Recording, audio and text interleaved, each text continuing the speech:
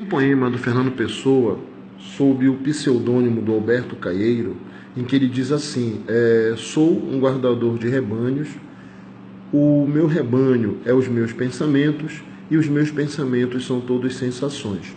E mais adiante, nesse mesmo poema, ele diz assim: pensar uma flor é vê-la e cheirá-la, e comer um fruto é descobrir-lhe o sentido. Então, assim, eu quero partir desse poema do Pessoa, ou, se você preferir, do Alberto Caeiro, para nós falarmos sobre a filosofia empirista de David Hume, que foi um filósofo escocês do século XVIII. Só para nós lembrarmos aqui, os empiristas são aqueles filósofos que acreditam que as nossas ideias nascem das nossas experiências sensoriais. O Hume, por exemplo, ele estabelece uma diferenciação entre as impressões e as ideias.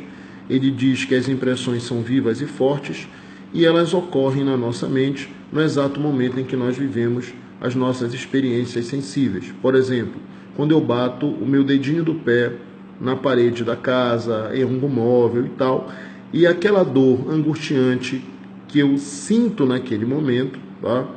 Aquilo é impressão. Mais tarde, depois de uma semana, eu continuo lembrando da dor.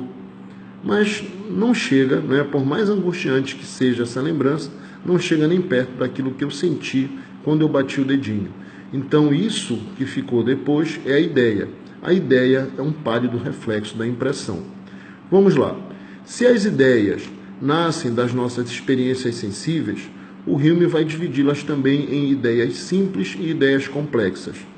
Por exemplo, anjo é uma ideia complexa. O Hume, ele era um filósofo ateu, ele era um materialista, então ele não acreditava em seres espirituais, como os anjos, por exemplo. E aí alguém chegava com ele e falava: poxa, Hume, existe uma contradição, existe um contrassenso aí, uma incoerência. Se todas as nossas ideias nascem das nossas experiências sensíveis e anjos não existem, então as pessoas não podem ver os anjos, como é que você me explica que elas tenham criado ideias sobre este tipo de ser? E ele então tem uma explicação para isso. Ele diz assim: um anjo, ele é um homem de asas. Você nunca viu um anjo, porque os anjos não existem, mas você já viu homens, e aí você criou a ideia simples de homem, e você já viu pássaros, e você criou a ideia simples do pássaro.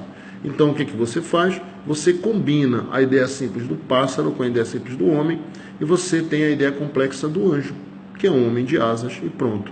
Ele leva isso assim tão a fundo que ele até considera que a nossa ideia de Deus, ela é também resultado das nossas experiências sensoriais. Então, assim, no século XVIII, Deus era definido como um ser de infinita bondade, de infinita sabedoria e de infinito poder. Então, o Hume vai dizer que nós, na nossa vida, de vez em quando, experimentamos as sensações de bondade, de poder e de sabedoria. Nós, então, elevamos essas sensações a uma potência infinita e nós construímos, a partir daí, a ideia de um ser infinitamente bondoso, infinitamente poderoso e infinitamente sábio. Deus. Outro detalhe também que nós podemos considerar que seja importante dentro dessa filosofia empirista do Hume é quando ele questiona a validade científica da relação de causa e efeito. O Kant diz que nesse momento ele questiona as bases da metafísica. O Hume vai dizer, na verdade, que a relação de causa e efeito ela é criada pela nossa razão, a partir do momento que nós nos habituamos a ver os acontecimentos em sequência. Por exemplo, eu me acostumei a ver a água entrando em ebulição todas as vezes que ela atinge os 100 graus Celsius. Segundo Hume, pode ser que um dia a água atinja 110, 120, 200 graus e ela não entre em ebulição. Confere? Então ele questiona a validade científica da relação de causa e efeito. Nós podemos dizer que o Hume é um representante do ceticismo. Tá? Quer saber mais? Venha para o primeiro conceito, porque toda a ciência é humana. Obrigado aí, mestre.